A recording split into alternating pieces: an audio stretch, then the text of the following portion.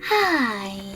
In front of me is Nokia 230 and today I would like to show you how you can switch on or off notifications.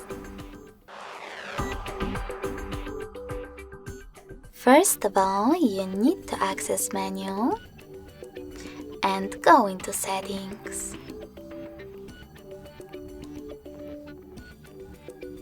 In them, select Display Settings, scroll all the way down and click on Notifications.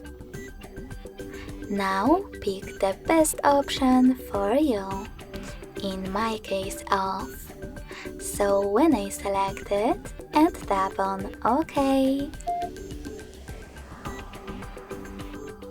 I can see that notifications are now disabled. You can always enable them by picking notifications again and selecting on.